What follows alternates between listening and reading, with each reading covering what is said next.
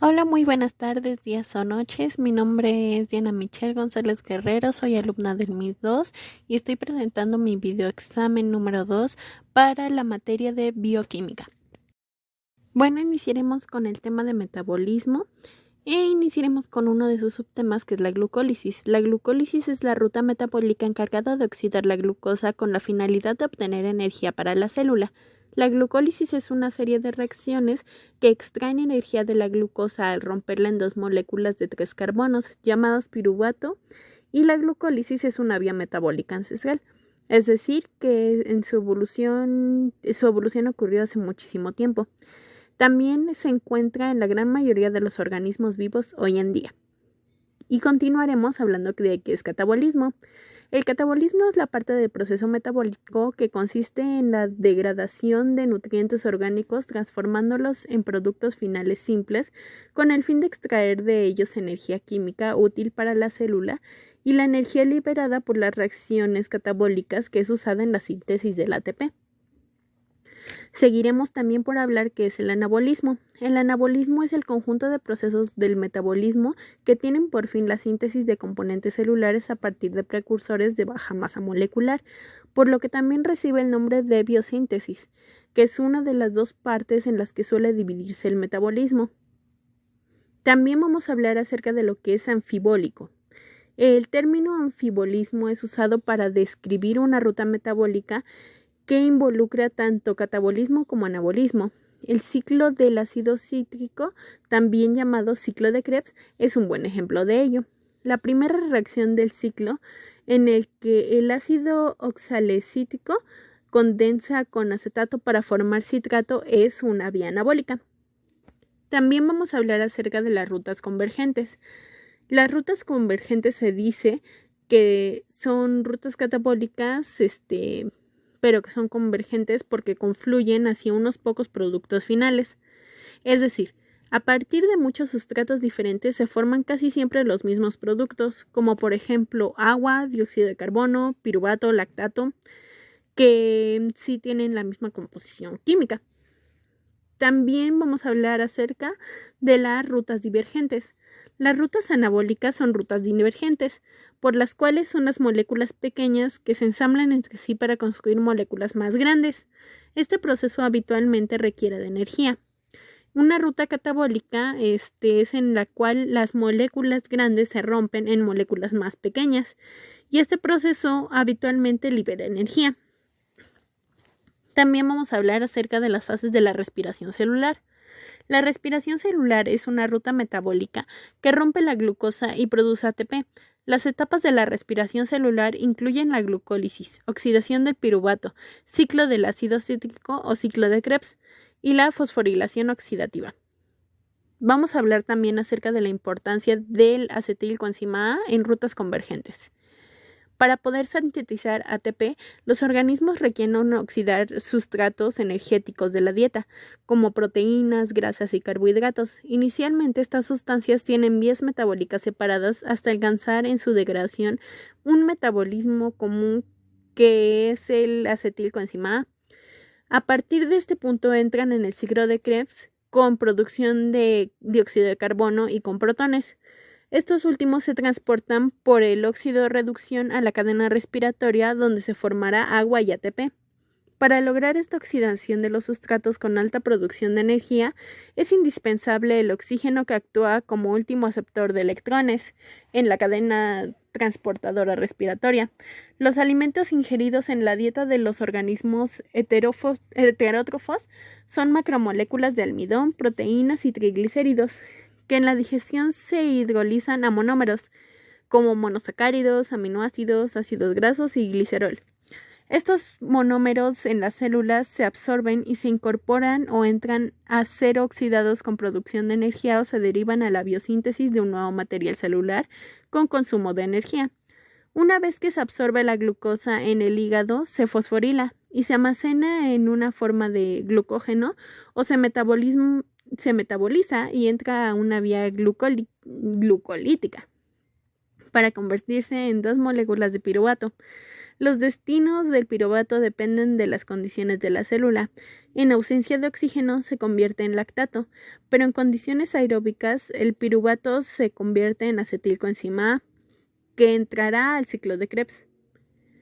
También vamos a hablar un poco acerca de la glucólisis. La glucólisis, vamos a desglosarla en cuál es su lugar y su lugar específico en donde se forma se encuentra en el citoplasma. Tiene en total 10 fases, o sea, 10 reacciones. Y su número de reacciones son 9 en el lado del gliceraldehído, 3-fosfato y 10 en la dihidroxiacetona fosfato. Su número de ATPs que se invertirán son 2, se producirán 4 y se ganarán 2. También vamos a explicar las 10 reacciones que se ven en este esquema de la glucólisis.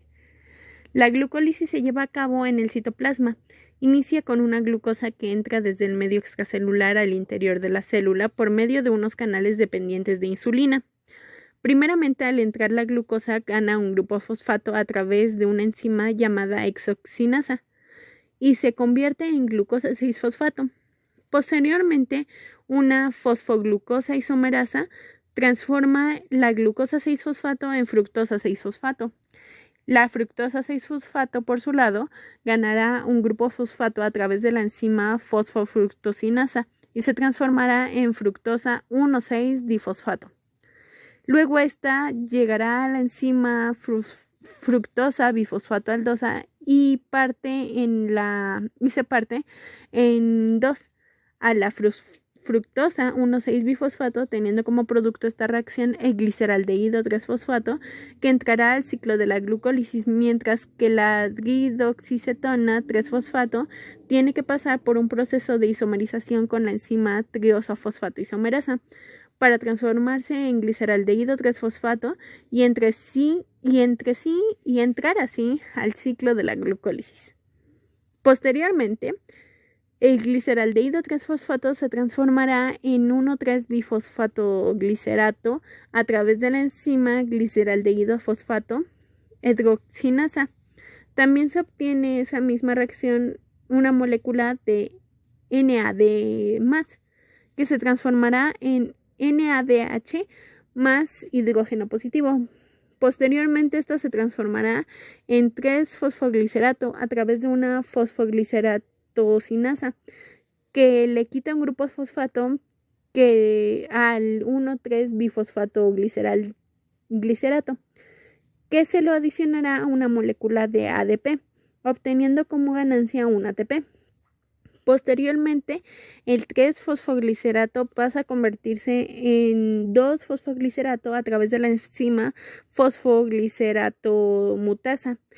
Después, a través de la enzima enolasa, se transformará en 2-fosfoglicerato en fosfoenol piruvato, dejando una molécula de agua como producto, seguido de la intervención de una enzima llamada piruvatosinasa, que se le quita el grupo fosfato al fosfoenol piruvato, adicionándoselo a una molécula de ADP, obteniendo como producto ATP y piruvato.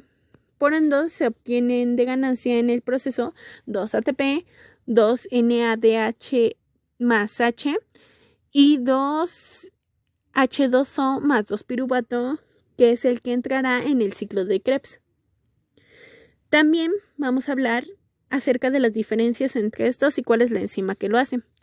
La diferencia que existe entre la enzima gliceraldehído 3-fosfato y la didoxicetona fosfato es la fructosa bisfosfato aldoasa, que es la que separa la fructosa 1,6-bifosfato, el cual va a causar una reacción en estas dos enzimas y ayudará a su separación en estos dos productos.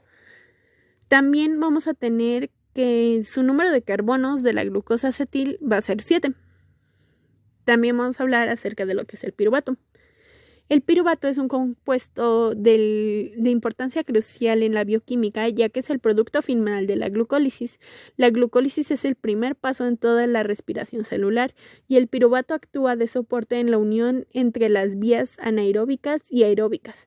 El piruvato es el anión del ácido pirúvico. También vamos a hablar acerca de qué es el lactato.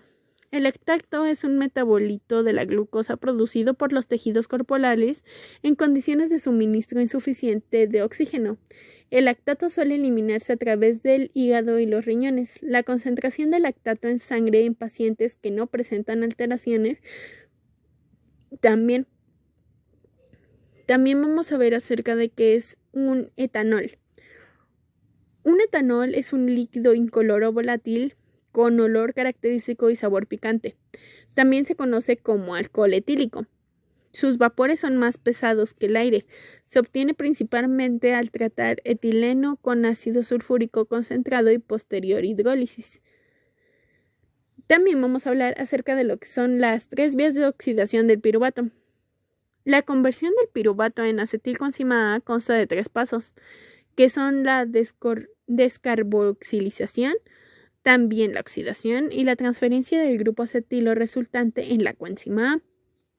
También vamos a ver por qué el NADH es el limitante para la glucólisis. Y esto es porque en la reacción de gliceraldehído 3-fosfato a la de 1,3-difosfatoglicerato se requiere NAD más para aceptar un par de electrones resultantes de la reacción y que así se convierta en NADH más H. Si no hay representante NAD, al momento en el que se lleva a cabo esta reacción, la glucólisis se detiene. La cantidad de NAD en la célula es limitada, por lo que se necesita un proceso de regeneración de NAD a NAD+. ¿Cómo el metabolismo resuelve esto? Existen 2 procesos para regenerar NAD+ a la célula. Uno en la presencia de oxígeno, en la cual el NADH pasa por un proceso que se llama fosforilación oxidativa, ATPasa, en el cual además de regenerar el NAD se obtiene una ganancia de ATP. Y otro que es la ausencia de oxígeno, en la cual se conoce como fermentación, y en la cual el piruvato acepta los protones NADH y se convierte en lactato, y este mismo se convierte en NAD+. La acumulación de lactato en las células musculares es lo que produce el dolor después de hacer ejercicio. Bueno, y vamos a continuar hablando acerca de qué es el glucógeno. El glucógeno es un polisacárido, que es una cadena de moléculas de la glucosa, que sirve como forma de almacenamiento de glucosa en animales y humanos. Esta se almacena principalmente dentro del hígado y de los músculos. Y cuando el organismo necesita esta glucosa, el glucógeno se descompone en unidades de glucosa a través de un proceso llamado glucogenólisis. Y por otro lado vamos a ver qué es también la gluconeogénesis. La gluconeogénesis es el proceso mediante el cual el cuerpo sintetiza glucosa a partir de fuentes no lucidas como aminoácidos y glicerol. Este proceso ocurre principalmente en el hígado y en menor medida en los riñones. Para la gluconeogénesis vamos a tener 3 pasos. Estos pasos van a ser los sustratos, que van a pasar de sustratos iniciales no glúcidos, como el lactato, aminoácidos y glicerol, a una fase de iniciación. En la iniciación, los sustratos se convertirán en moléculas intermedias como el piruvato o oxalacetato. Y posteriormente, después de eso, vamos a tener el proceso de formación de glucosa, en el que estas moléculas intermedias se convierten en glucosa a través de una serie de reacciones enzimáticas. La gluconeogénesis es crucial para mantener los niveles de glucosa en sangre durante periodos de ayuno prolongado o durante la realización de actividades físicas intensas. Es por ello que varias veces el organismo lo confunde y libera estas enzimas, haciendo que el cuerpo gane más grasa.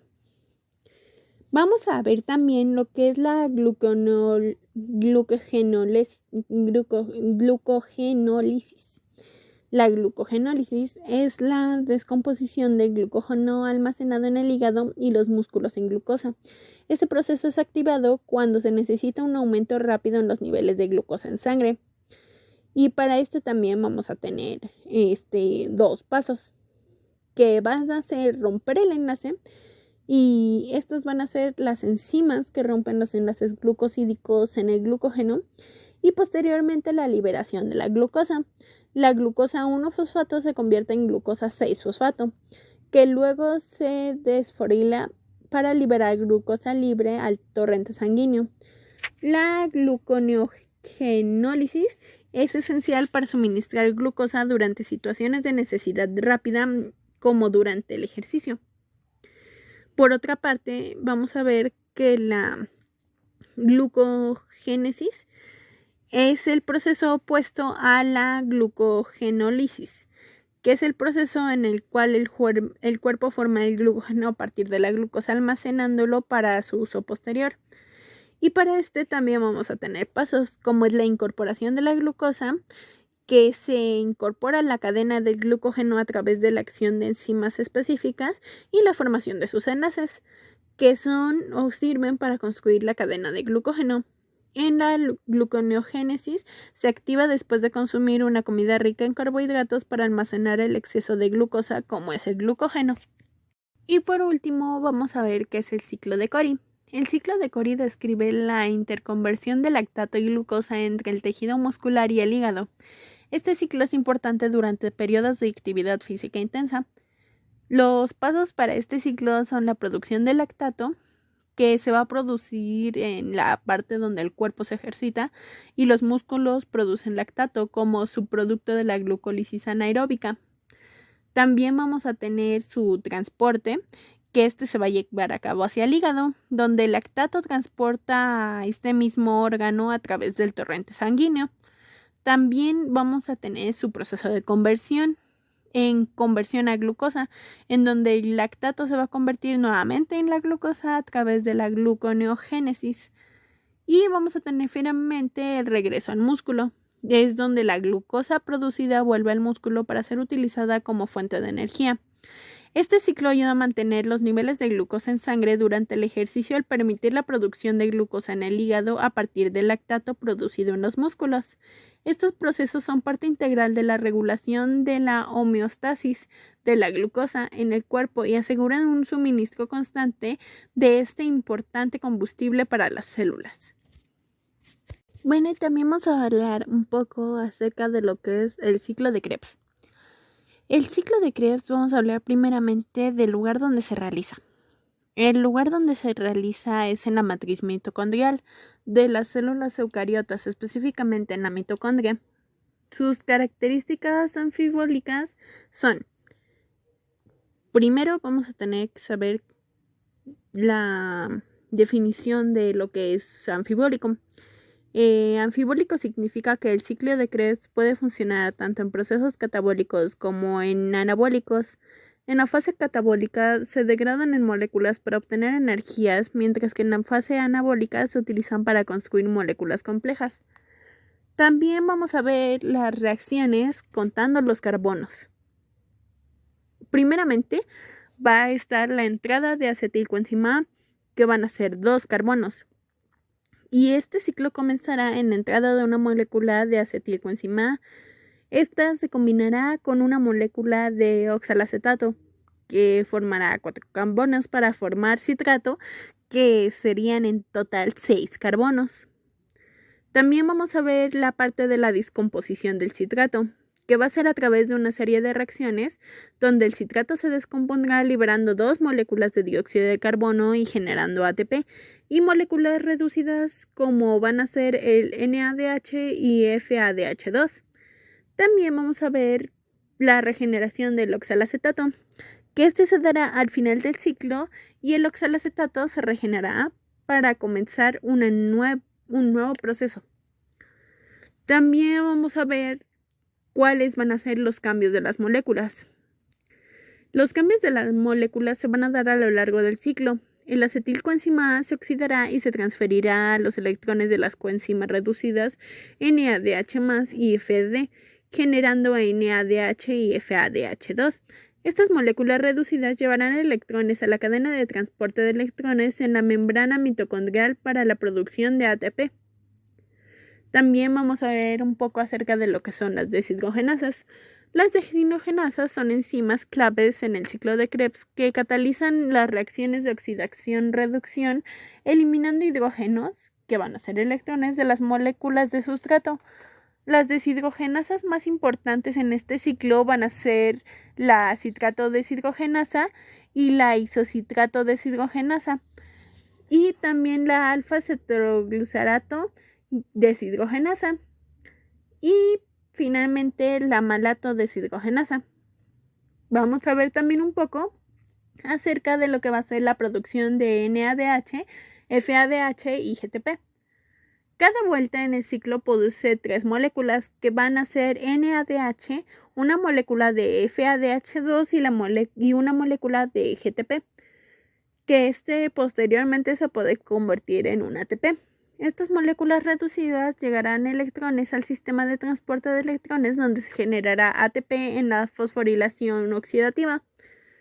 También veremos acerca de los componentes glucogénicos y cetogénicos. Los compuestos glucogénicos son aquellos que pueden convertirse en glucosa en el ciclo de Krebs. Los intermediarios, como el oxalacetato, pueden ser convertidos en glucosa a través de procesos glucogénicos.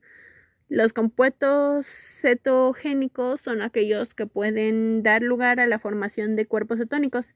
El acetilcoenzima A, generando en el ciclo de Krebs, puede ser utilizado para sintetizar los cuerpos cetónicos, como en el hígado, especialmente cuando los niveles de glucosa son bajos. En resumen, el ciclo de Krebs es una etapa central del metabolismo celular, proporcionando una fuerte cantidad de electrones para la cadena de transporte de los electrones, generando moléculas ricas en energía que alimentan la producción de ATP. Además, sus características anfibólicas permiten la participación en procesos tanto catabólicos como anabólicos, según las necesidades celulares. Por otro lado, vamos a seguir con lo que es la cadena respiratoria.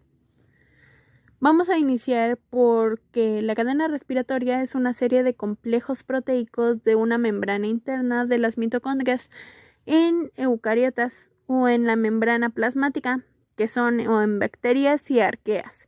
Su función principal es generar energía en forma de ATP a través de la transferencia de electrones y la creación de un gradiente de protones.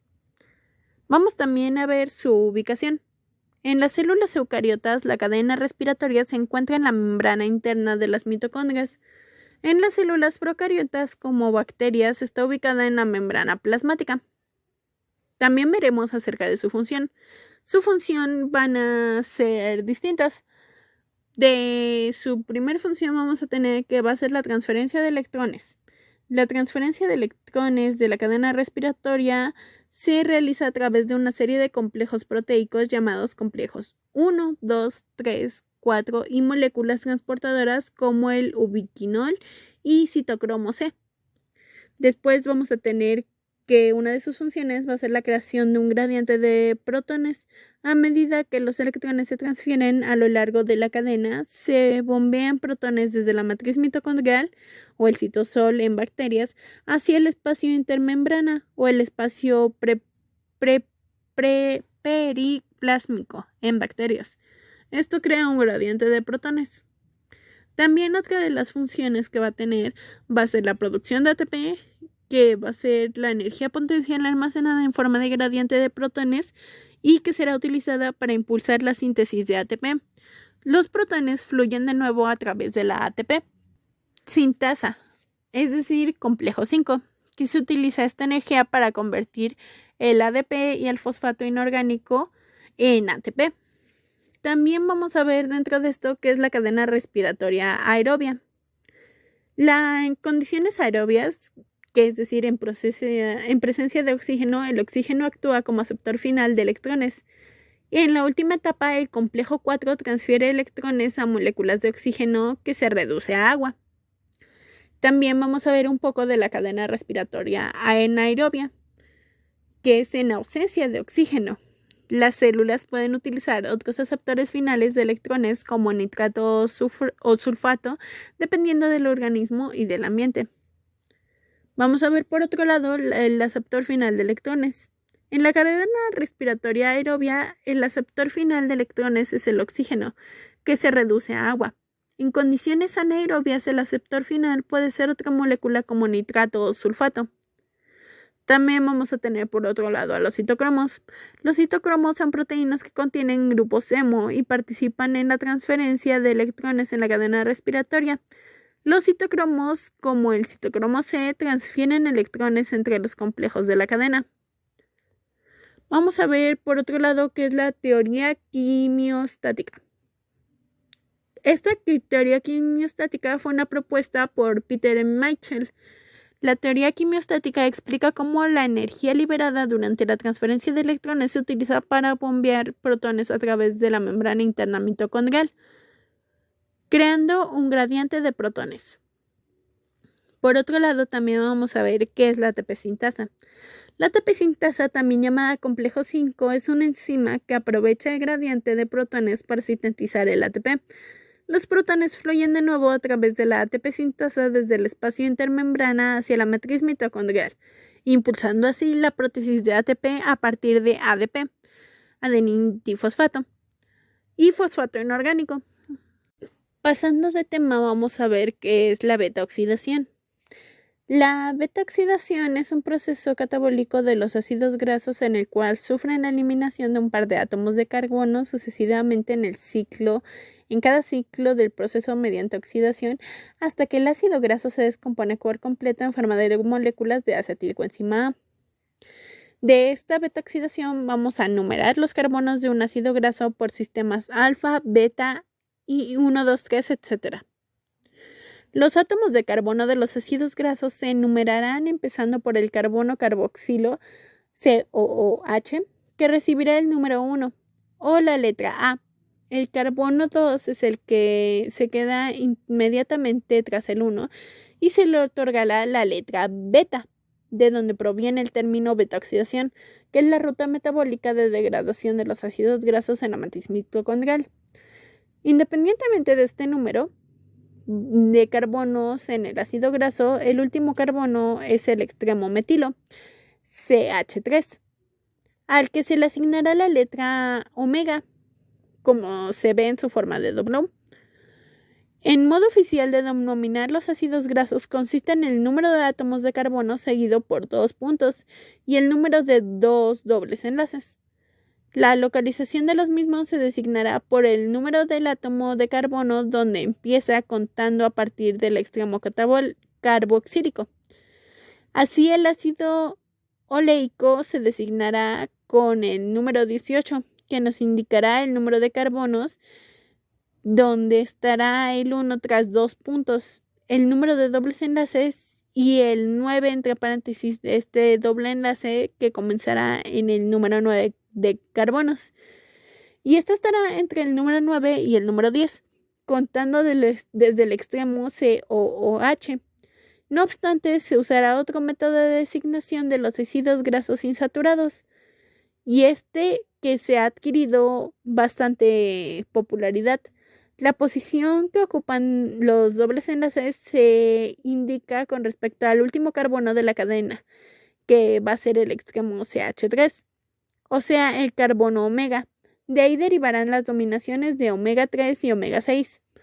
Un ácido graso omega 3 será el que tenga su primer doble enlace entre los carbonos 3 y 4, y un ácido graso va a tener el omega 6 que tendrá el primer doble enlace entre los carbonos 6 y 7, siempre a contar desde el extremo CH3, dado que el primer método empieza a contar desde el extremo COOH y el segundo desde el extremo CH3, donde puede producirse cierta confusión. Por otro lado, vamos a ver qué es la liberación de ácido graso por lipasa.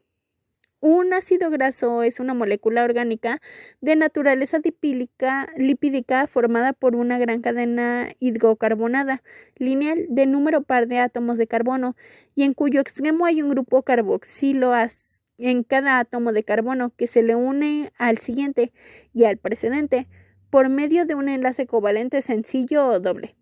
Al átomo de su extremo le quedan libres 3 enlaces que son ocupados por átomos de hidrógeno, C3H3C, donde los demás átomos tienen 2 enlaces que son ocupados igualmente por átomos de hidrógeno, y en general, puede ser que a veces no, podemos escribir un ácido graso genérico como radical COOH, en donde el radical es una cadena hidrocarbonatada que identifica al ácido en particular, y estos ácidos grasos formarán parte de los fosfolípidos y glucolípidos, donde las moléculas que construyen la bicapa lipídica de todas las membranas celulares.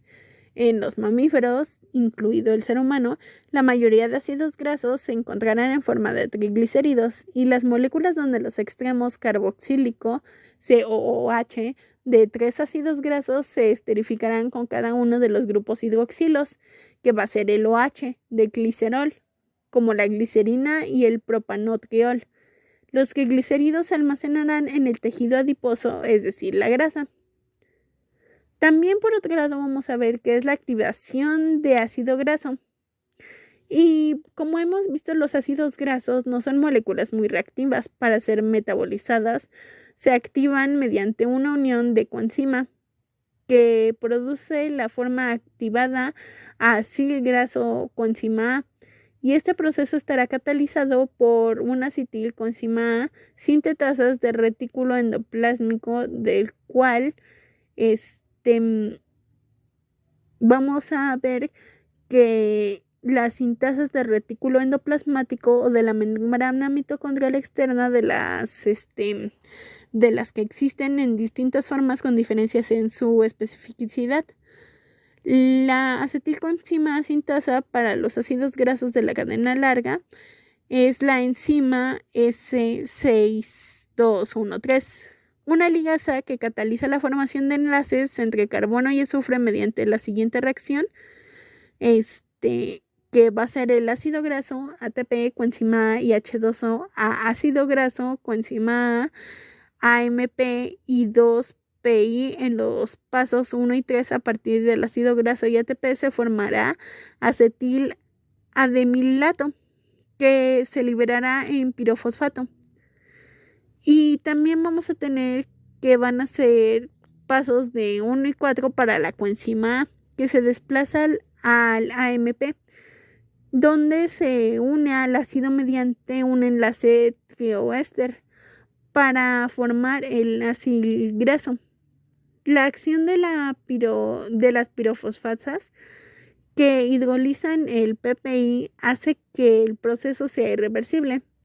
Esta enzima actuará en los ácidos citosol tanto como en los ácidos grasos saturados como sobreinsaturados, y según los tejidos su especificidad puede variar. Y en el hígado actuará sobre ácidos grasos de 6 a 20 carbonos, mientras que en el cerebro nuestra actividad con ácidos grasos hasta el 24 de carbonos va a ser que la activación de los ácidos grasos implica la rotura de 2 enlaces que van a ser ricos en energía por la hidrólisis de ATP a AMP y pirofosfato de ATP más H2O a AMP más PI.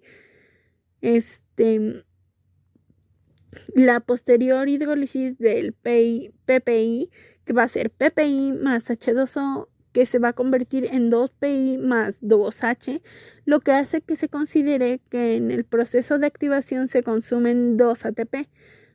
El transporte del ácido graso por la catenina va a ser otro de nuestros subtemas. Y vamos a ver aquí que la función biológica más conocida e importante de la cartinina es el transporte de ácidos grasos del citoplasma a la matriz de las mitocondrias, donde son oxidados para la producción de energía a través de la beta-oxidación, para ser metabolizado. En primer lugar, los ácidos deben unirse a acetilcoenzima A para dar acetilcoenzima A, que es la forma activa de los ácidos grasos. El interior de una membrana de las mitocondrias es impermeable a los acetilcoenzima A porque deben unirse por una cartinina para que la acetilcartinina resultante sea transportado a la matriz mitocondrial. Estas enzimas dependientes de la cartinina, que juntos representan el sistema de transporte de la cartinina y el grupo acilo especificado a coenzima A, se transfiere a cartinina por cartinina palmitotransferasa 1, ubicada en la membrana mitocondrial externa. La acetilcartinina es transportadora al interior por una translocasa acetilcartanina-cartilina que media el intercambio transmembrana de la acetilcartinina para la cartinina. La acetilcartinina se convertirá en acetilcoenzima A mediante la cartinina palmitotransferasa 2, que está ubicada en la membrana mitocondrial interna. El ácido graso ahora está esterificado con acetilcoenzima A dentro de la matriz mitocondrial y la cartinina libre se difunde al citosol a través de la membrana por la acción de la transferolacasa acetilcartinina-cartinana. Además del CPT1 y CPT2, la cartinina también es un sustrato para otras muchas acetiltransferasas dependientes de la cartinina, las cuales tienen diferentes distribuciones intracelulares de diferentes especificidades. A lo largo de la cadena, la cartinina acetiltransferasas catalizan el intercambio de grupos acetilo entre la coenzima A y cartinina, que van a convertirse en metabolitos potencialmente tóxicos, facilitando el flujo mitocondrial de exceso de combustibles de carbono, lo cual modula la proporción de acetilcoenzima A y coenzima A en varios compartimentos intercelulares, y de esta manera juega numerosos papeles cruciales en el metabolismo. Debido a estas funciones reguladoras clave, la cartinina protege a la función mitocondrial y es indispensable para un metabolismo de la energía sano. También debido a su función mitocondrial, es indispensable para un metabolismo de la energía que sea sano en los pasos de la beta-oxidación. Los pasos de la beta-oxidación, en primer lugar, la deshidrogenización del ácido graso coenzima A genera un doble enlace entre los átomos de carbono A y B, C2 y C3, dando lugar a un doble enlace que tiene la configuración trans, mientras que los ácidos grasos involucrados naturales tienen normalmente sus enlaces dobles en la configuración cis. Este primer paso está catalizado por 3 ioenzimasas de acetilcoenzima A.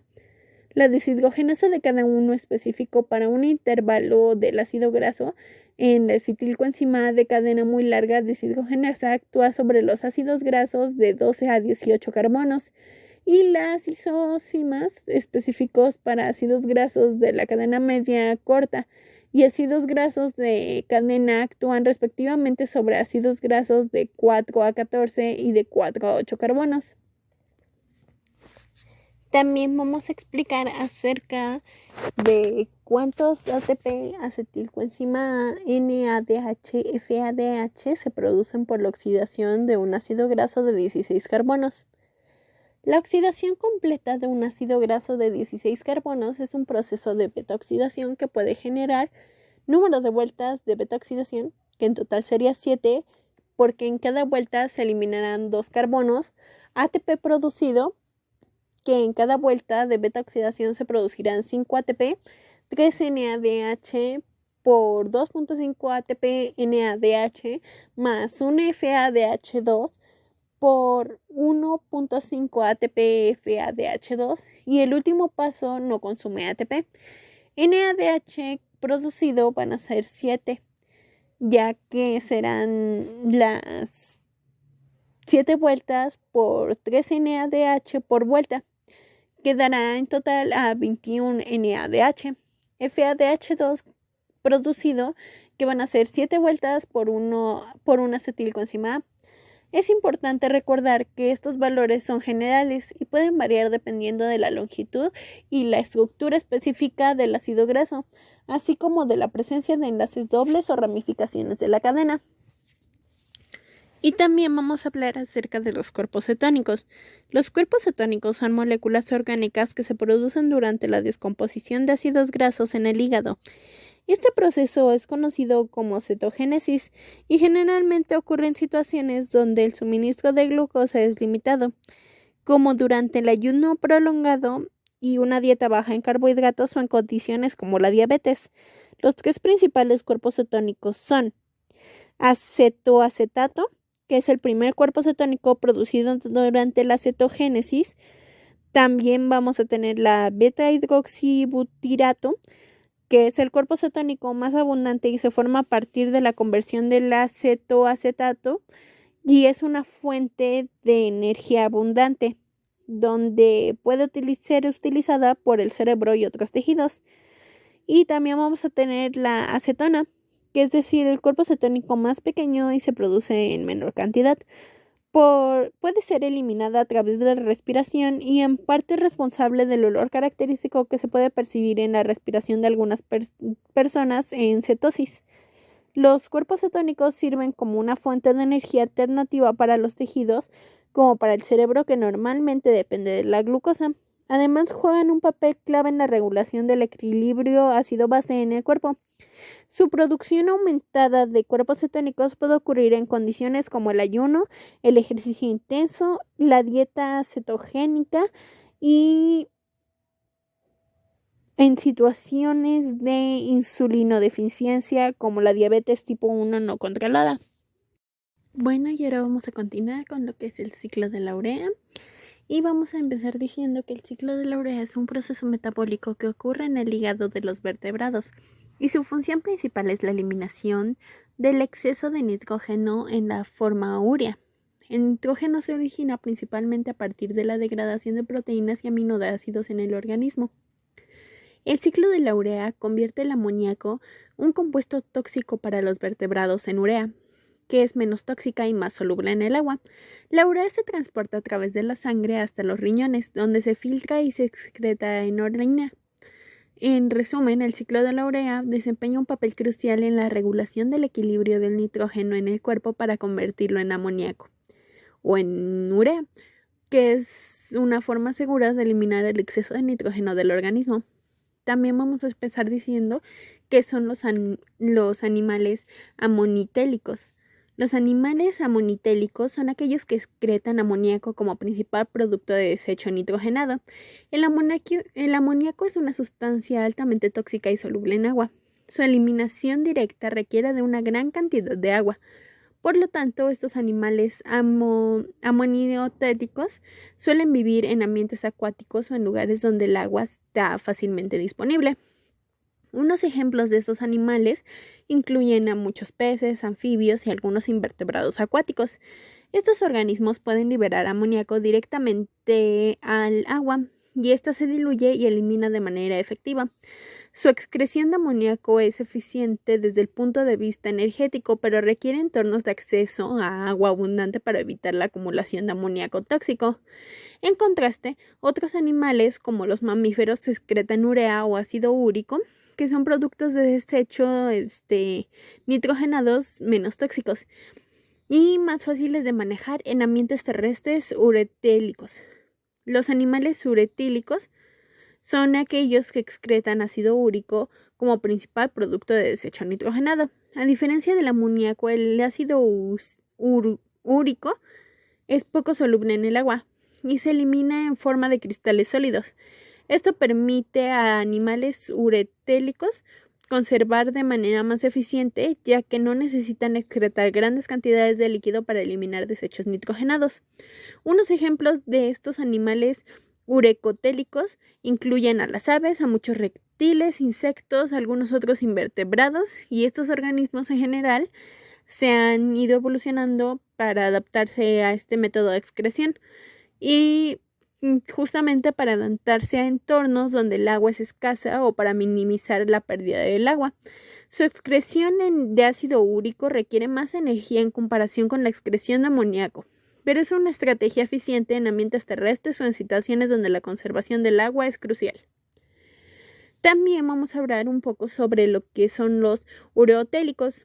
Los animales ureotéricos, como bien lo mencionábamos, son aquellos que excretan urea como principal producto de desecho nitrogenado. La urea es bastante menos tóxica que el amoníaco y es más soluble en agua que el ácido úrico. Este tipo de excreción se encuentra comúnmente en mamíferos, incluyendo a los humanos, así como en algunos anfibios y algunos peces cartilaginosos como son los tiburones. Su excreción de urea es una estrategia intermedia en términos de solubilidad y toxicidad. lo que permite a estos animales vivir en una variedad de entornos.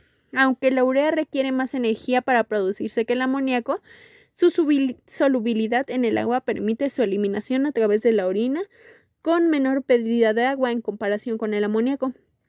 Este tipo de adaptación es especialmente común en los animales que viven en ambientes acuáticos o terrestres, donde la disponibilidad de su agua no es extrema, y la necesidad de conservar el agua es un factor más importante aún. También vamos a continuar con un subtema que es el ácido cetoácido. Y vamos a pensar que los alfa-cetoácidos son compuestos químicos que tienen un grupo ceto, es decir, carbono con un doble enlace en el oxígeno, en el carbono alfa, el carbono que es adyacente al grupo carboxilo de una molécula orgánica. Estos compuestos son comunes en bioquímica y están involucrados en varias vías metabólicas. Un ejemplo importante de un alfa-cetoácido es que el alfa-cetoglucarato participa en la vía del ciclo del ácido cítrico, que es el ciclo de Krebs, en la respiración celular. Otro alfa-cetoácido es el piruvato, que es una molécula clave en la glucólisis y el enlace entre la glucólisis y el ciclo de Krebs. Estos compuestos son fundamentales para muchas vías metabólicas en el cuerpo, ya que actúan como intermediarios en la transferencia de grupos funcionales y en la generación de energía a través de los procesos metabólicos como la respiración celular. Continuaremos con un tema que es la desaminización oxidativa. La desaminización oxidativa es un proceso bioquímico en el cual un grupo amino es removido de una molécula y simultáneamente se produce la oxidación de esta molécula. Este proceso es particularmente relevante en la degradación de aminoácidos. Un ejemplo común de esto mismo ocurre en el hígado durante la degradación de los aminoácidos. La enzima responsable de este proceso es la deshidrogenasa de aminoácidos, que cataliza la desaminización de un aminoácido específico. En un caso específico, es la desaminización oxidativa del glutamato del alfa-cetoglutarato, en la cual se elimina un grupo amino, NH2O, de la molécula del glutamato, formando un alfa-cetoglutarato. Además, se produce la transferencia de electrones a un aceptor de electrones, como el NAD+. Y este tipo de desaminación es crucial para el metabolismo de los aminoácidos y la generación de intermediarios metabólicos que pueden entrar en el ciclo del ácido cítrico para la producción de energía en la célula. También vamos a hablar de un tema que es la transmisión de esta alfa-cetoglutarato. La transmisión del alfa-cetoglutarato es un proceso clave en el metabolismo de los aminoácidos. La transmisión implica la transferencia de un grupo amino desde un aminoácido a una molécula receptora, formando un nuevo aminoácido y un nuevo alfa-cetoglutarato. Un ejemplo común de transmisión con alfa-cetoglutarato ocurre en el ciclo del ácido cítrico, durante la degradación de aminoácidos. La enzima alanina aminotransferasa cataliza la transferencia del glucoamino desde la alanina al alfa-cetoglutarato, formando un glutamato y un piruvato. La transmisión es fundamental para la interconversión de ácidos y la generación de moléculas precursoras de diversas vías metabólicas. En este contexto, la transmisión del alfa-cetoglutarato es esencial para el equilibrio del nitrógeno y la síntesis de los aminoácidos no esenciales. También vamos a tocar otro punto que es el glutamato. El glutamato es un aminoácido no esencial que desempeña roles importantes en el metabolismo y la función celular. Su forma ionizada, conocida como ion glutamato, también funciona como neurotransmisor en el sistema nervioso central. En términos de metabolismo, el glutamato es un intermediario clave en el ciclo del ácido cítrico, o sea, el ciclo de Krebs, y está involucrado en la síntesis y degradación de otros aminoácidos.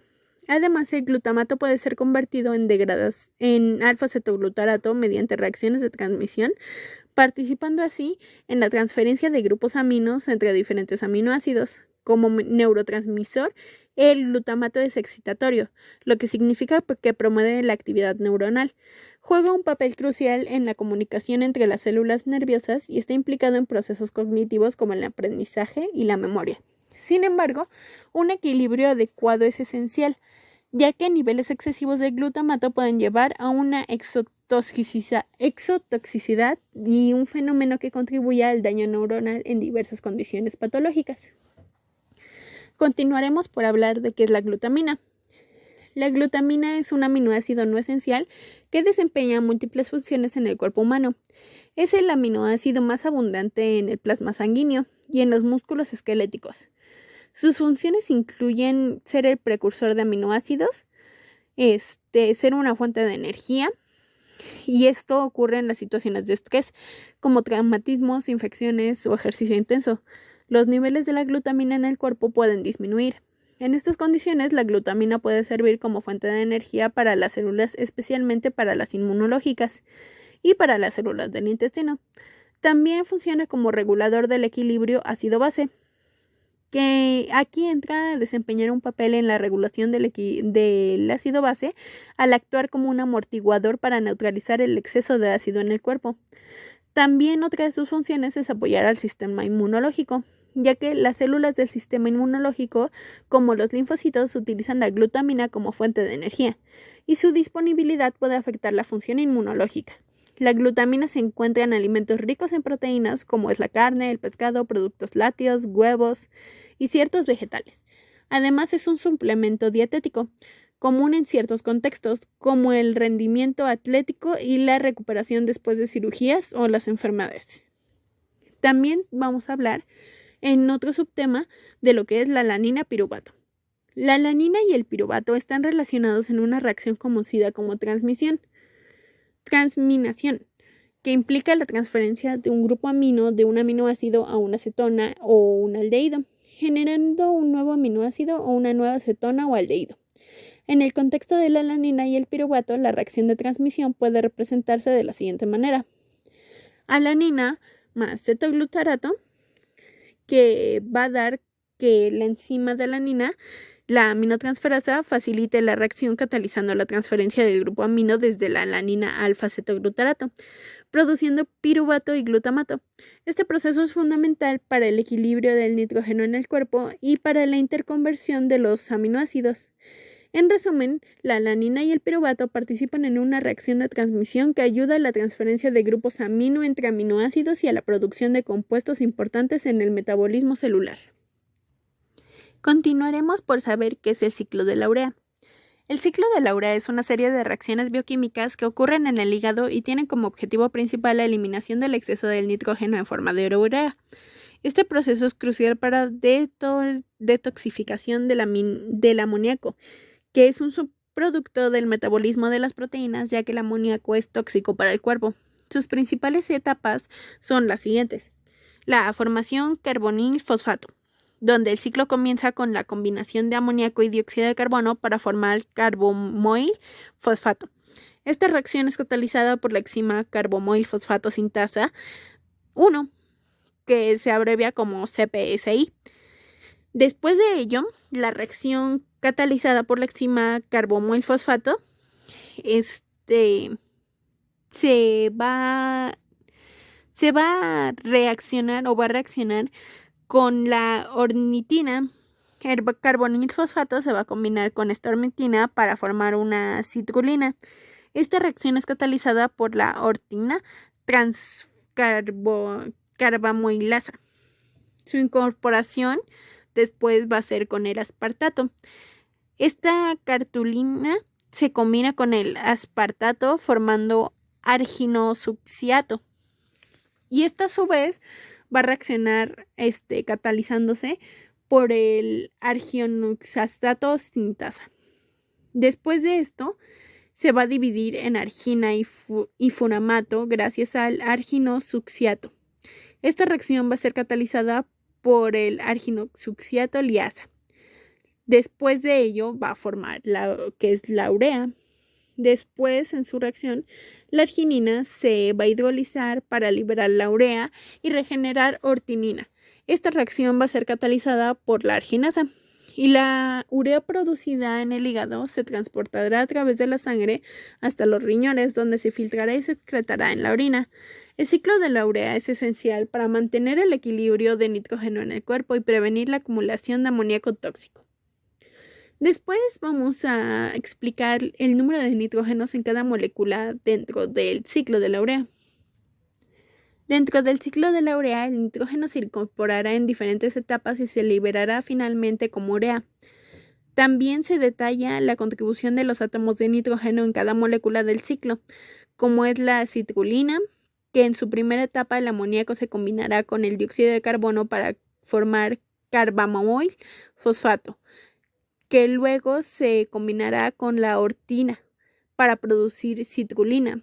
En este proceso, un átomo de nitrógeno es apartado por el amoníaco. Después también se tendrá en cuenta la arginosucciato, donde la citrulina se combinará con el aspartato para formar arginosucciato. El aspartato contribuirá con otro átomo de nitrógeno al ciclo. Después de ello, la argina, donde el arginosucciato se cinde en la argina y furmato. En esta reacción liberará todo otro átomo de nitrógeno que va a provenir del aspartato. Posteriormente, vamos a tener urea, donde la argina se hidrolizará para liberar la urea y regenerar la ortilina. Y a este paso, el grupo amino de la argina es liberado como urea, que contiene 2 átomos de nitrógeno. En resumen, el ciclo de la urea comienza en la incorporación de un átomo de nitrógeno en forma de amoníaco, y a medida que avanza se incorporarán átomos de nitrógeno adicionales que desde el aspartato finalmente se van a convertir en 2 átomos de nitrógeno que se liberarán en forma de urea en la última etapa de este ciclo. Este proceso global permite la eliminación segura del exceso de nitrógeno en el organismo. Aspecto clínico de elevación de transaminasas. La elevación de transaminasas, específicamente las enzimas analina y aminotransferasa y aspartato aminotransferasa, es un hallazgo clínico que puede indicar daño en las células hepáticas. Estas enzimas se liberan en el torrente sanguíneo cuando hay lesiones en el hígado, y la medición de sus niveles en el análisis de la sangre es comúnmente utilizada para evaluar la función hepática. Aquí hay algunos aspectos clínicos relacionados con la elevación de transmiasas, que van a ser un indicador de lesión hepática, que va a ser su elevación, que puede ser causada por diversas condiciones como la hepatitis viral, enfermedad del hígado graso no alcohólico, consumo excesivo de alcohol, cirrosis, medicamentos hepatóxicos, entre otras.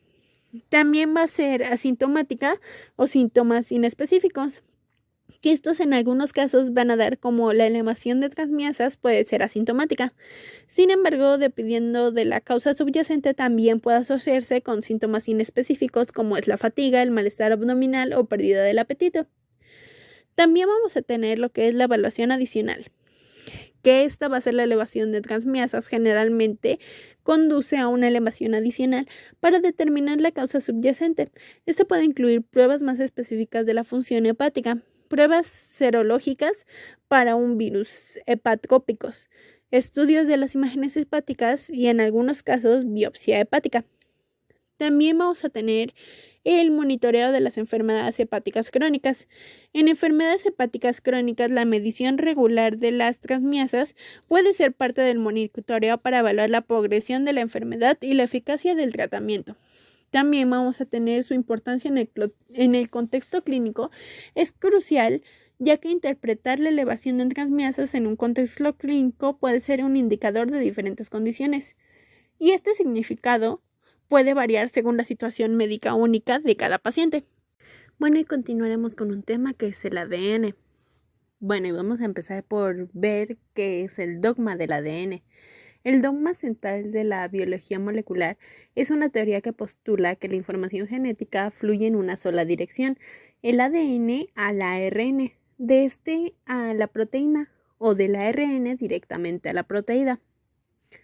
También vamos a ver lo que son los nucleosomas. Un nucleosoma es la subunidad de repetición básica de la cromatina condensada dentro del núcleo de la célula. También veremos qué son las histonas. Las histonas son un tipo de proteína que se encuentra en los cromosomas. Las histonas se unen al ADN y estas le ayudan a dar su forma a los cromosomas y ayudan a controlar su actividad dentro de los genes. Por otro lado, la cromatina Es una estructura condensada muy organizada compuesta por ADN, ARN y proteínas que da origen a los cromosomas en el núcleo de la célula. También tenemos lo que es la metilación de nucleosomas. La metilación del ADN constituye un marcador epigenético que identifica la cadena molde durante la replicación del ADN y el origen parental de las regiones improntadas. Regula los transportones y la impronta genómica y la expresión génica. También vamos a ver lo que es la replicación semiconservativa del ADN. La replicación del ADN es semiconservativa, lo que significa que cada cadena de la doble hélice del ADN funciona como un molde para la síntesis de una nueva cadena complementaria. Por otro lado, vamos a ver también lo que es la horquilla de replicación. Una horquilla de replicación es la coyuntura entre dos cadenas de ADN, cuando éste se está autoduplicando. En cada una de ellas se realiza la cadena contraria para contar con la doble información genética al aproximarse a la división celular. También veremos lo que es el DNA helicasa. El DNA helicasa son motores moleculares que transforman ácidos nucleicos de doble cadena en ácidos nucleicos de cadena simple, y esto gracias a que su función principal, la cual es desenrollar el ADN. Esto significa que están presentes en los procesos donde se requiere ADN monocatenario, como la replicación, reparación y recombinación del ADN y transcripción del ARN. Por otro lado, veremos que el RNA polimerasa hará que las ARN polimerasas, que son un conjunto de enzimas capaces de emplear los ribonucleótidos para sintetizar ARN a partir de una secuencia de ADN que sirve como patrón o molde. La ARN polimerasa es la más importante y es la implicada en la síntesis del ARN mensajero o transcripción del ADN. También, por otro lado, vamos a ver lo que son las proteínas de unión. Las proteínas de unión del ADN incluyen factores de transcripción que modulan el proceso de transcripción y varias polimerasas nucleasas que cortan y degradan las moléculas de ADN e histonas que participan en el empaquetamiento cromosómico y en el proceso de transcripción en el núcleo celular. El DNA girasa también, vamos a verlo por su lado, que es una de las topoisomerasas de ADN que actúa durante la replicación del ADN para reducir la tensión muscular causada por el superenrollamiento. El ADN girasa produce cortes de doble cadena, después son unidos por una ligasa y esta actúa como una molécula altamente peligrosa. También veremos lo que es el DNA polimerasa. Las ADN polimerasas son enzimas que intervienen en el proceso de replicación del ADN y llevan a cabo la síntesis de una nueva cadena de ADN, emparejando los desoxirribonucleicos trifosfatos con los desoxirribonucleicos complementarios correspondiente al ADN moldeado.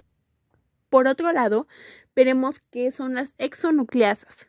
Las exonucleasas son enzimas que funcionan escindiendo nucleótidos uno a partir del extremo terminal de una cadena polinucleótida.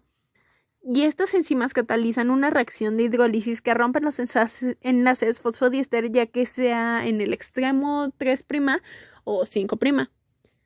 También, por otro lado, tengamos lo que es una ligasa de replicación de la cadena adelantada y retrasada. El ADN ligasa es una enzima de tipo ligasa que forma enlaces covalentes entre el extremo 5' de una cadena polinucleótida y el extremo 3' de otra cadena polinucleótida. También se denomina enzima de unión de polinucleótidos que por un lado existe algo llamado fragmentos de Okazaki, que se refiere a los pequeños fragmentos de ADN de cadena simple, formados por el momento de la replicación del ADN y más específicamente de la cadena trazada. Al final de la replicación existen dos moléculas de ADN, cada una de cadena doble, conteniendo una cadena originaria de la célula y otra copiada. De ahí se le da el nombre de replicación semiconservadora. Sin embargo, un gran obstáculo de la replicación del ADN viene del hecho de que la enzima ADN polimerasa apenas consigue realizar su función de polimerización de ácidos nucleicos. También hay una adición de ácidos nucleicos a la cadena de crecimiento, en el sentido 5' a 3', puesto que las dos cadenas de la molécula de ADN son antiparalelas y que la horquilla de replicación separa las dos cadenas en el mismo lugar. La cadena que está en sentido 5' a 3' es replicada fácilmente en el sentido de la apertura de la horquilla de replicación. Por este motivo, esta cadena está designada cadena líder. El problema está en la otra cadena, ya que esta está orientada en sentido 3' hacia 5', en la cual el ADN polimerasa no se consigue unir y realizar su fusión, pues la apertura de la horquilla de replicación ocurre en sentido contrario a la replicación. También veremos lo que es el repliosoma. Un replisoma es un complejo proteico involucrado en la replicación del ADN. Los replisomas más pequeños que han sido descritos son el bacteriófago 7T y del sistema mitocondrial humano. Los componentes fundamentales son una ADN polimerasa, una primasa, una helicasa y una proteína de unión a ADN de cadena sencilla. Posteriormente veremos también lo que es un gen. Un gen es una unidad fundamental de la herencia que pasa de padres a hijos. Los genes están formados con secuencias de ADN y están dispuestos uno tras otro en lugares específicos de los cromosomas en el núcleo de las células. También veremos por otro lado qué son los codones. Un codón es una secuencia de ADN o ARN de 3 nucleótidos, un trinucleótido, que forma una unidad de información genómica que codifica para un aminoácido determinado o señaliza la terminación de una síntesis de proteína, es decir, señales de detención. También veremos por otro lado lo que es un anticodón. Un anticodón es una secuencia de 3 letras que se complementa o hace pareja con una secuencia del codón del ARN mensajero. El ARN mensajero codifica para las proteínas y estas se construyen a partir de los aminoácidos. También veremos por otro lado qué son los intrones. Los intrones son trozos muy grandes de ARN dentro de una molécula de ARN mensajero que interfiere con el código de los exones. Estos intrones se eliminan de la molécula de ARN para dejar una serie de exones unidos entre sí, de manera que se puedan codificar los aminoácidos correctos. Por otro lado, también veremos lo que es un exón. Un exón es una región del genoma que finaliza con una molécula de ARNM. Algunos exómenes son codificadores, es decir, que tienen una información para producir una proteína, mientras que otros no son codificantes. Los genes del genoma consisten en exones e intrones. También veremos por otro lado lo que es un telómero. Los telómeros son secuencias especiales del ADN que se encuentran en los extremos de los cromosomas. Estos tienen secuencias repetitivas que son reconocidas como el final de los mismos y que impiden que el cromosoma se rompa o se dañe. Cada vez que la célula se divide, los telómeros también se dividen. Por otro lado y de la mano también vamos a ver lo que son las telomerasas. La telomerasa es la enzima responsable del mantenimiento de la longitud de los telómeros mediante la adición de células repetitivas ricas en una guanina, y su actividad se observa principalmente en gametos, en células madre y en células tumorales. Por otro lado también vamos a observar que es un operón, que un operón es un grupo de genes estructurales cuya expresión está regulada por los mismos elementos de control, que son un promotor y un operador, y genes reguladores. Los principales elementos que constituyen un operón son los siguientes: los genes estructurales que llevan la información para los polipéptidos y los genes estructurales que simplemente llevan la información. También por otro lado vamos a tener lo que es un promotor, y un promotor en genética es un promotor de una región de ADN que controla la iniciación de la transcripción de una determinada proporción del ADN a ARN. Un promotor, por lo tanto, provee la transcripción de un gen. Por otro lado, vamos a tener lo que es un regulador. La regularización genética es un proceso que controla qué genes del ADN de las células se expresan, es decir, que se utilizan para hacer un producto funcional como una proteína. Diferentes células en un organismo multicelular pueden expresar grupos muy diversos de genes, aun cuando contienen el mismo ADN. También tenemos lo que es el inhibidor.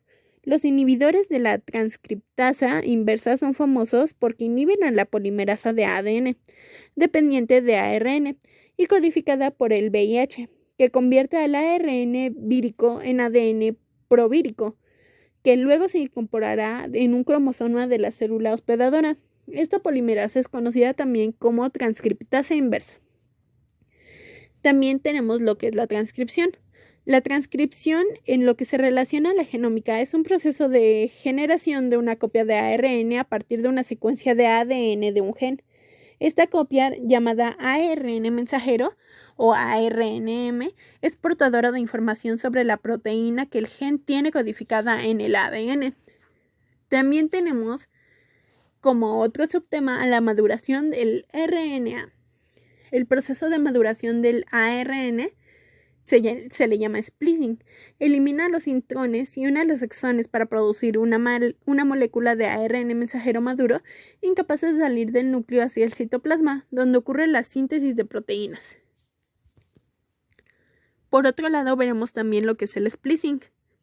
El splicing o implante o empalme es un mecanismo molecular que facilita la lectura de los genes, y el splicing alternativo hace posible la gran variedad de proteínas que producimos. El splicing elimina los intrones y facilita la lectura de las instrucciones. También, por otro lado, tendremos lo que es la adición del CAP y poli-A. La poliadinización es la adición al extremo 3' de una cola, poli-A, una secuencia larga de polialdiniato, es decir, un tramo de RNA, cuyas bases son todas adenina. Su adición está mediada por una secuencia o señal de poliadinización, que sería AAUAAA, situada de 20 a 30 nucleótidos antes del extremo 3' original. Esta cola protege al ARNM frente a la degradación, aumentando su vida media por el citosol, de modo que se puede sintetizar mayor cantidad de proteína. También tenemos a lo que va a ser la traducción. En esta etapa del ARNM se decodifica para construir una proteína o un pedazo de subunidad de una proteína que contiene una serie de aminoácidos en específico. También veremos como otro de nuestros sistemas al sitio EPA. El ribosoma consta con 3 sitios: el sitio A, el sitio P y el sitio E. El sitio A es el punto de entrada para el aminoácido ARNT, excepto para el primer aminoácido ARNT, que es FMET ARNT, que entra al sitio P. El sitio P es donde se aloja el peptidil ARNT, y el sitio E es el sitio de salida del ARNT, una vez descargado tras ofrecer su aminoácido a la cadena peptídica en crecimiento. También tendremos lo que es una iniciación. La iniciación de la transcripción ocurre cuando la enzima del ARNM polimerasa se reúne a una región de un gen llamado promotor. Esto le indica al ADN que se desarrolle para que la enzima se pueda leer y las bases de una de las hebras del ADN. También vamos a tener lo que es su elongación. La elongación básicamente es la etapa donde la hebra del ARN se alarga a agregar nuevos nucleótidos. Durante la elongación, la ARN polimerasa camina, por decirlo de alguna manera, sobre una hebra del ADN, conocida como la hebra molde, en dirección 3' a 5'. También tendremos lo que es la terminación. Un codón de terminación es una secuencia de 3 nucleótidos, un trinucleótido del DNA o ARN mensajero, ARNM, que señaliza una parada en la síntesis proteica de la célula. Hay 64 codones trinucleótidos diferentes, 61 especifican aminoácidos y 3 son los codones de terminación, a saber, UAA, UAG y el dogma central UGA. También vamos a tener como otro de nuestros subtemas la mutación. Cualquier cambio en las secuencias del ADN de una célula, las mutaciones a veces se producen por errores durante la división celular. o por la exposición a sustancias del ambiente que dañan al ADN. Las mutaciones pueden tener un efecto perjudicial y un efecto favorable o ningún efecto. La epigenética, por otro lado, vamos a ver que es otro subtema. Y este va a ser el estudio de los cambios que activan o inactivan los genes sin cambiar la secuencia del ADN a causa de la edad y la exposición a factores ambientales, como la alimentación, el ejercicio, los medicamentos y unas sustancias químicas. Estos cambios modifican el riesgo de enfermedades y a veces pasan de padres a hijos. Y finalmente vamos a ver lo que es el CRISPR. El CRISPR es un instrumento de laboratorio que se usa para cambiar o editar piezas del ADN de una célula. CRISPR-Cas9 utiliza una molécula de ARN con un diseño especial para guiar una enzima, que se llama Cas9, hacia una secuencia particular del ADN. Bueno, y finalmente vamos a dar comienzo al último tema, que es la nutrición. Vamos a comenzar por las vitaminas hidrosolubles. Las vitaminas hidrosolubles son aquellas que se disuelven en agua. Se trata de coenzimas o precursores de coenzimas necesarias para muchas reacciones químicas del metabolismo del organismo. También vamos a tratar otro subtema que son los liposolubles. Se llama liposolubles a las sustancias solubles en grasas, aceites y otros solventes orgánicos no polares como el benceno y el tetracloruro de carbono. Las vitaminas liposolubles A, D, E y K son las que se disuelven en grasas y aceites. También vamos a tocar el tema de funciones y deficiencias de las vitaminas. Las vitaminas son un grupo de sustancias que son necesarias para el funcionamiento celular y el crecimiento y desarrollo normales. Existen en total 13 vitaminas esenciales, las cuales son vitamina A o retinol, B, vitamina C, vitamina D, vitamina K, vitamina B1 o tiamina, vitamina B2 o riboflavina, vitamina B3 o biancina, B5 o ácido pantoteico, B6 o piridoxina, 7 o biotina, 9 o ácido fólico y la vitamina B12 o cinocoblamina. Esto significa que estas vitaminas se requieren para que el cuerpo funcione apropiadamente. También vamos a tratar otro tema que es la sinopsis del documental de La verdad sobre las vitaminas. Este documental en sí pretende acabar con algunos mitos que rodean a las vitaminas como remedio milagroso. La vitamina C no previene de resfriados y la ingesta de la vitamina A en grandes cantidades puede producir osteosis con el paso de los años. También vemos el punto de cuándo es importante tomar las vitaminas y es necesario saber que alimentarse correctamente mientras se toman suplementos vitamínicos porque la mayoría de estos solo son eficaces si se ha comido antes. Por ello, las vitaminas siempre deben tomarse con las comidas o inmediatamente después de estas. También hablaremos acerca del uso de las etiquetas nutricionales. La etiqueta enumera la cantidad de calorías, carbohidratos, grasas, fibra, proteínas y vitaminas por ración del alimento, haciendo que sea más fácil comparar el valor nutricional que nos aporta de productos similares. También hay que asegurarse de mirar siempre las marcas diferentes de los mismos alimentos. Su información nutricional puede variar mucho como se ve en la siguiente imagen.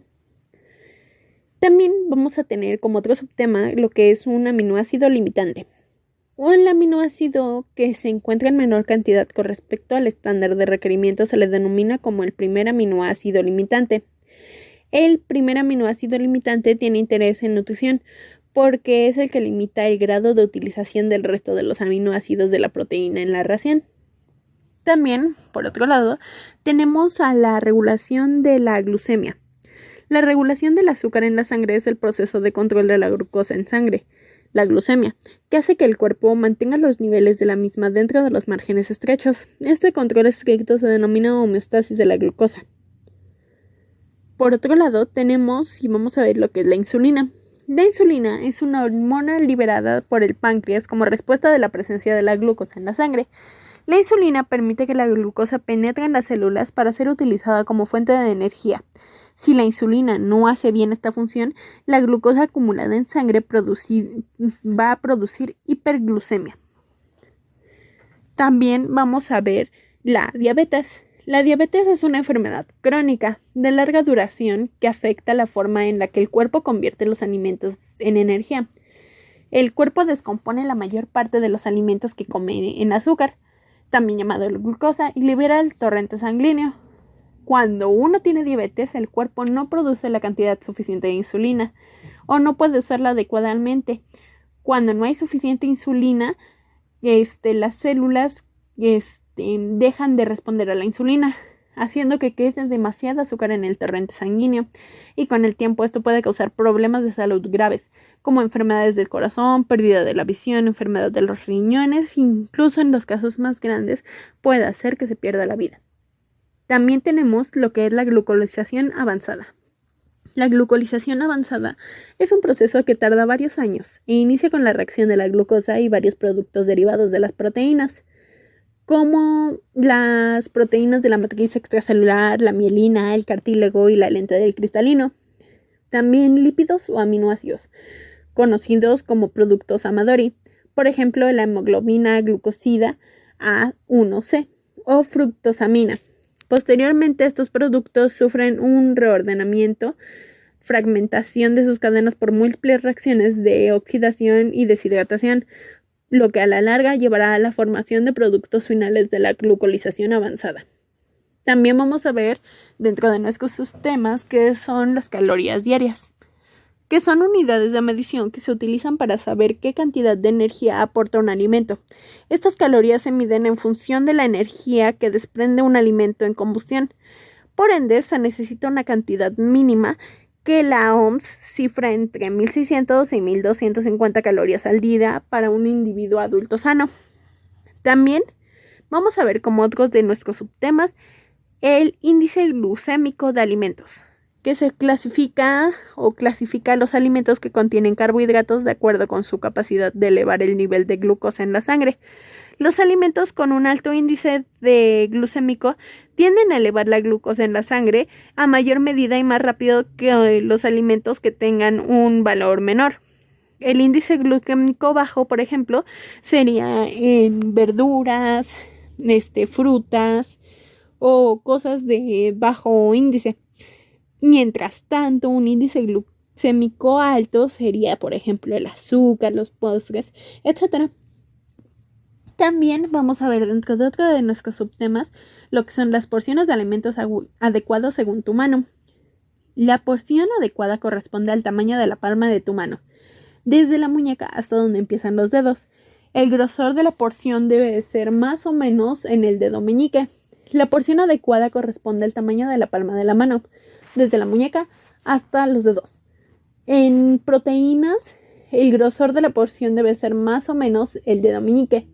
En carbohidratos, la cantidad que corresponde a ellos es un puño. En vegetales, las manos en forma de cuenco es la medida de para ensaladas. Las frutas, la que quepa en la mano abierta en forma de cuenco. Las legumbres serían como un aporte proteico o aporte de hidratos de carbono, donde la porción correspondiente sería un puño. En quesos, el tamaño que ocupan los dedos índice y el corazón juntos.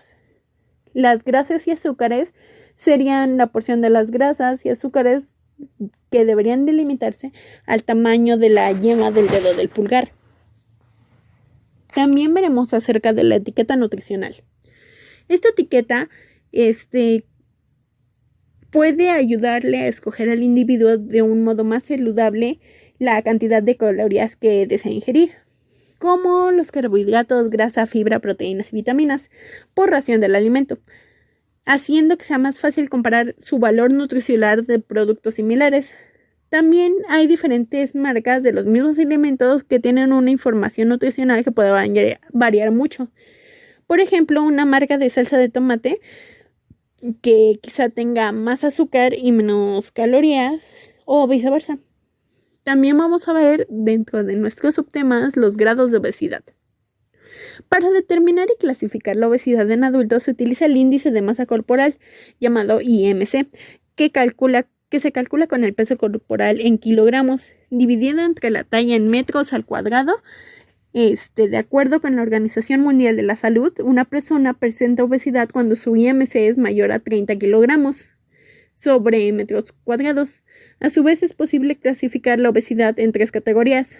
Grado 1, que es de 30 a 35 kilogramos sobre metros cuadrados. Grado 2, que es a partir de los 35 hasta los 39.9 kilogramos sobre metros cuadrados. Y grado 3, u obesidad mórbida, que es mayor a 40 kilogramos sobre metros cuadrados. Por otro lado, vamos a tener la prevalencia de nutrición y obesidad. En México, del total de adultos de 20 años y más, es del 31% que tiene sobrepeso y el 36.1% obesidad. 75.2% de estos tienen obesidad severa, mientras que en el caso de los niños de 0 a 4 años el 22.2% tiene riesgo de sobrepeso y de los 5 a los 11 años el 35.6% muestran esta condición. La prevalencia de baja talla afectaba del 13% de menores de 5 años en el 2020 y en el 12.6% en el 2021. También vamos a ver dentro de esta la tabla de crecimiento en talla, peso y edad. Como podemos ver en la tabla, hay una cierta señalización para saber en qué grado nos encontramos. La prevalencia conjunta de sobrepeso y obesidad en mayores de 20 años es del 72.4%, es decir, 7 de cada 10 adultos presenta sobrepeso u obesidad. Por otro lado, la baja talla se mantiene prevalente en 12.6% de las niñas y niños menores de 5 años. El índice de masa corporal. El índice de masa corporal, IMC, es un indicador simple de la relación entre el peso y la talla que se utiliza frecuentemente para identificar el sobrepeso y la obesidad en los adultos. La fórmula del IMC es el peso en kilogramos dividido por la estatura en metros cuadrados, debido a que la estatura por lo general se mide en centímetros. Divida la estatura en centímetros por 100 para obtener la estatura en metros. El índice de cintura en cadera.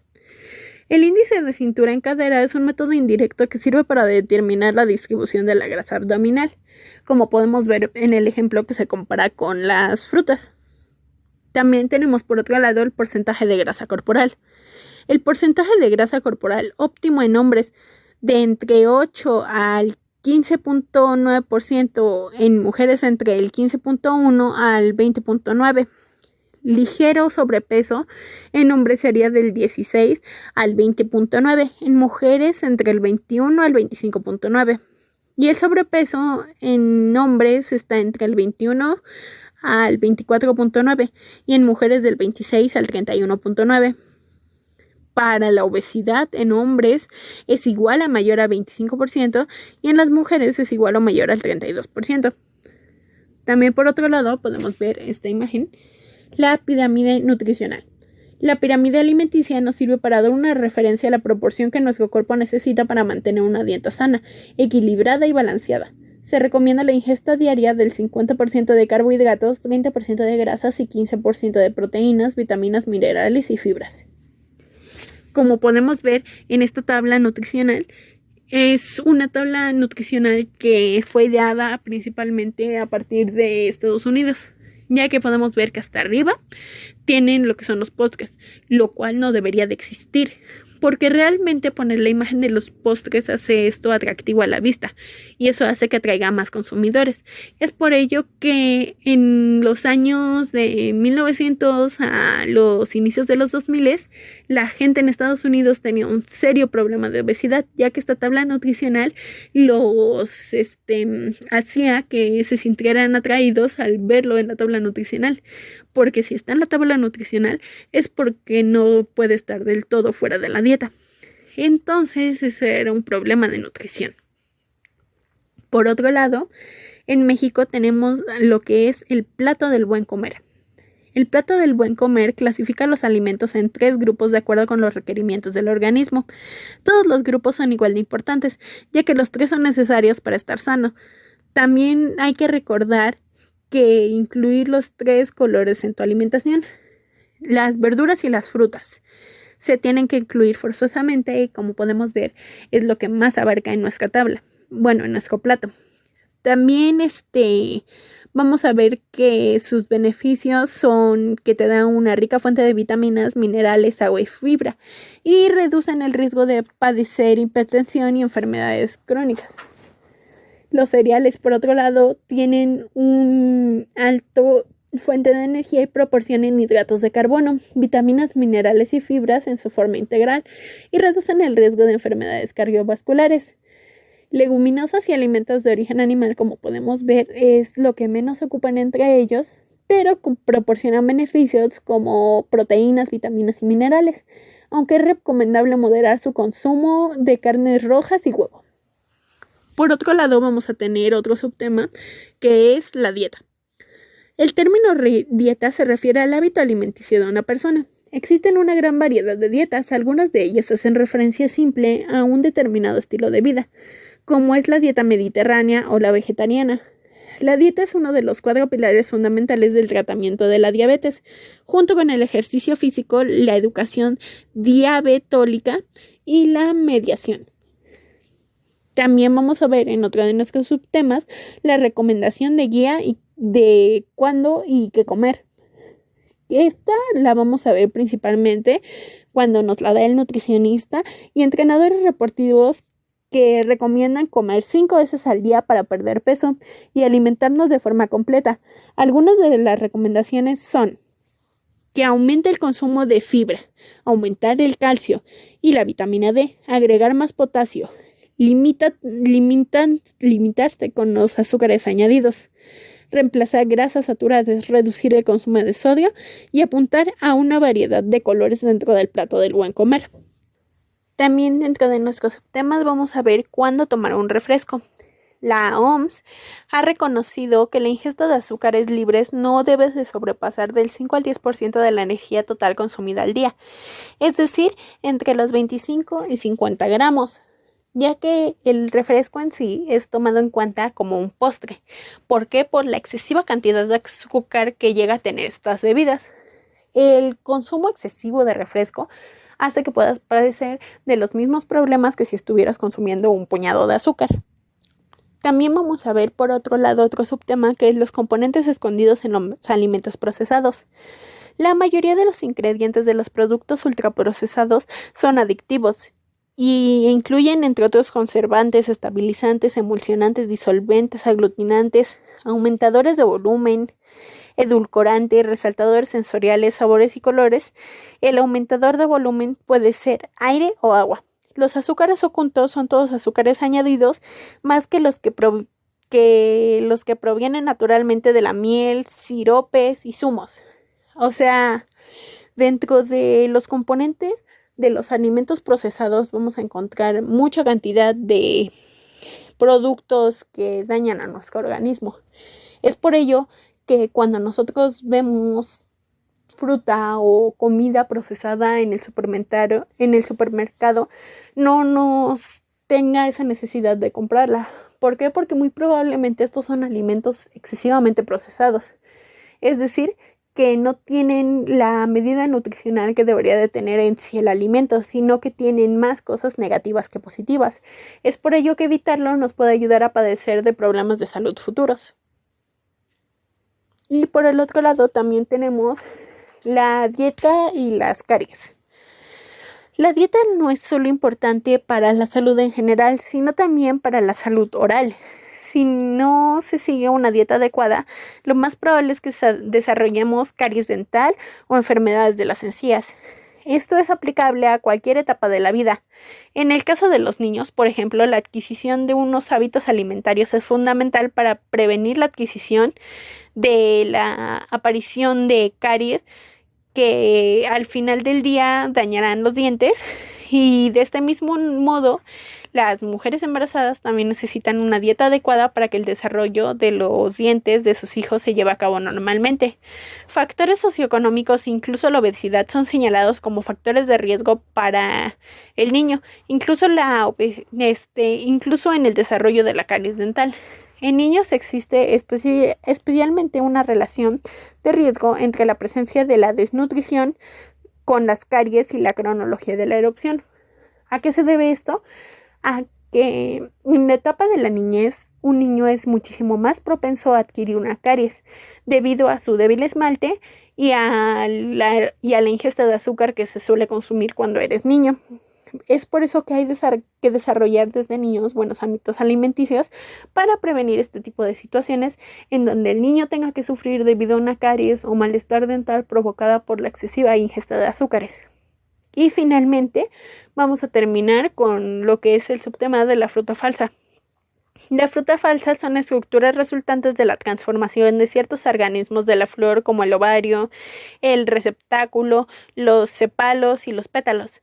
Los métodos para la fruta falsa es congelar y hornear las frutas de tal manera que se crean mermeladas, zumos, barras cereales como frita, entre otros alimentos. La fruta falsa también es considerada a la fruta del supermercado, que a través de varios compuestos químicos es que logramos obtener una fruta tan atractiva visualmente. Sin embargo, que sea tan atractiva visualmente no significa que sea buena. Es más, podría ser un indicador de que esa fruta no fue cultivada naturalmente y que no tiene ningún grado de nutrición para nuestro cuerpo, sino que al contrario puede que la afecte por todos los químicos y por todos los tratamientos a los que fue sometida esa fruta para llegar a ser así como nos la presentan. Generalmente esta fruta se vende en supermercados, pero también ya hay otras maneras en los comercios en las que esta fruta, por ser más barata, se adquiere y esto es dañino para nuestra salud por todos los componentes que tiene. Entonces, siempre es preferible ir a una tienda de conveniencia, al tianguis o donde tú sepas que la fruta es cultivada lo más naturalmente posible, ya que las frutas de campo no tendrán todos los edulcorantes, todos los químicos que esta fruta de supermercado, que es atractiva visualmente, debería de tener. Si no, siempre elige por una alternativa nutricional saludable y además para ayudar a nuestro comercio. Bueno, y pues eso es todo para mi video. Muchas gracias por haber escuchado todo el video y hasta luego.